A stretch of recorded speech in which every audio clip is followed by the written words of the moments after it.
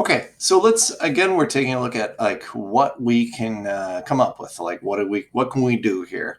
And the game was use a. So this time we're going to start looking at not figuring out what we can find from just some given points or given information. We're going to say that we have the actual equation of our hyperbola, and what can we learn from that? So given the equation, the first thing we're going to do is we're going to find a and b, or identify them rather, and then use that to calculate our c value. Draw our box, label the vertices and foci, draw your asymptotes in, and then graph your hyperbola. Very similar to the last process we did, just a little bit different because we won't be starting with some points. We'll be starting with an equation. So our first example here is going to be x squared over 16 minus y squared over 4 equals 1. And since you can't not have a first term, or you don't have a hyperbola, x squared does not equal, or x does not equal 0, means that we're never going to cross the y-axis. So I know my hyperbola opens left and right. All right, so let's just start here. What does our equation look like? I'm sorry about that. So our equation, we start with this and we say, alrighty, so this is in what format? It's in x squared over a squared. So 16 is 4. Let's do this with some colors. X squared over a squared minus y squared over b squared equals 1. So a was the x direction we said we were always going to do in blue. So 16 is 4 squared, and the y direction we're always going to do b in green. 4 squared is 2 squared, and it looks like I forgot to leave the exponent off, so there we go, 2 squared there. And so from here, we can just straight up identify that a is equal to 4 and b is equal to 2. Okay, that's pretty good. So now we can use the Pythagorean theorem here, and hyperbolas are slightly easier than ellipses, I find, because the Pythagorean theorem has sort of the triangle that you get to exploit the Pythagorean theorem has standard labeling. B equals 2, A equals 4, A and B being the legs, and then we can calculate C. So C is going to be the square root of the two legs added together. So 4 squared plus 2 squared gives us the square root of 4 squared is 16, 2 squared is 4, so the square root of 20, which can be simplified into 2 root 5. And 2 root 5 is about 4.5. So let's add this to our summary off to the side. Let's make a summary. Our A value is equal to 4. Our B value, vertical, is equal to 2. And our C value, the distance from the center to the focus, is 2 root 5, which we're going to approximate as 4.5. From that, I can draw a box and I can draw my picture. So the biggest number I see is 4 root 5, and it's kind of in the x direction. So we're going to give ourselves kind of 5 in the x direction, and the biggest number I see in the vertical direction is 2. So we're going to do it, okay, 5 in the x direction, 2 in the y direction. 1, 2, 3, 4, 5. And let my 3, 4, 5. And then 2 in the y direction, 2 in the y direction. Okay, we got everything we need. So let's put our vertices in.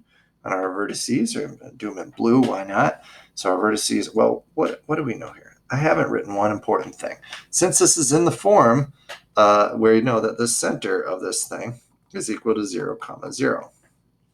Okay, so we'll put our center in there. Now we're ready to plot our vertices. Our vertices are 4 in the x direction, as well as negative 4 in the x direction for symmetry. These are vertices, so label them such so we can keep track of things.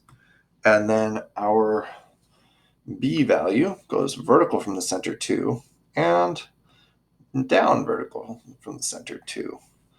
Now our C value is the distance from the center to the foci. And remember, for hyperbolas, the foci are on the outside. So 4.5 is just a little bit outside our vertices in either direction.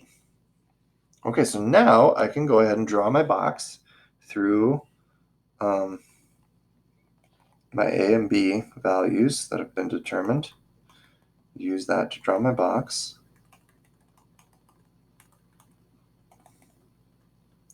And then from your box, you can relatively easily draw some asymptotes. Just going through the corners of the box in the center of the hyperbola, which happens to be at the origin for now. And then we know where our vertices are, so we can draw our hyperbola opening up. All right, so we've got a pretty good graph. We know our A, B, and C value. The next thing is we could list out all that information. I'm going to do that on the next slide, or maybe it'll still be on this slide. So before we do that, let's find the asymptotes.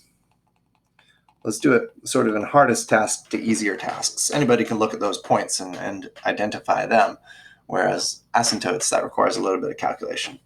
So if you noticed in the last one that when you use the origin 0, 0 as a point, your line will always be y equals the slope times x. This is kind of a cheater tab, but it totally works here, and we're going to use it.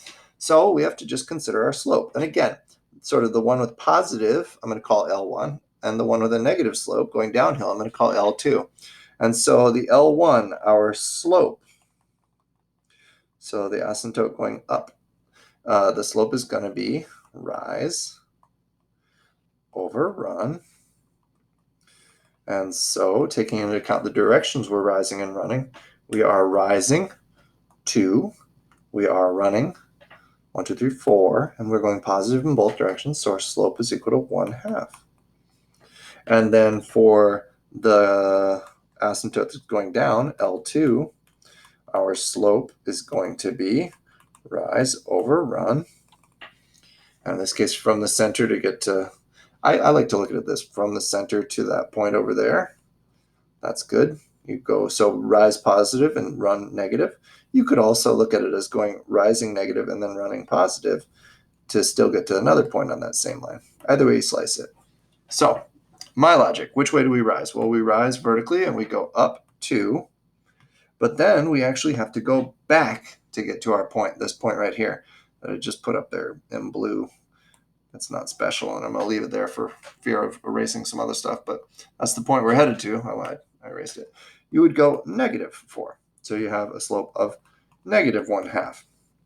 So L1 is going to be y minus 0 equals 1/2 times x minus 0. That's going to give you y equals 1/2 x. And L2, skipping a little bit of the algebra, is going to give you y equals -1/2 x. So there we go. We've got both equations of our asymptotes.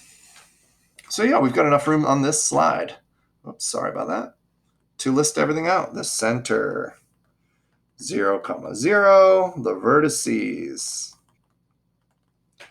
-4, 0, 4, 0, and the foci. And we're going to use the exact value for the foci. So we got no rounding out values here. So it's -2 root 5, 0, and 2 root 5, 0. And then our transverse axis, the axis that goes through our vertices and our foci, is y equals to 0. And since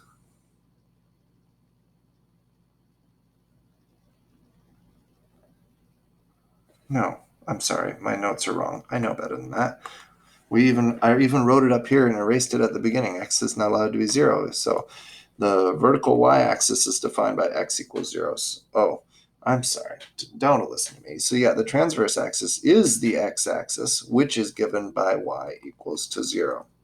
Absolutely. Sorry for my stumble. We'll pause this one here and do another.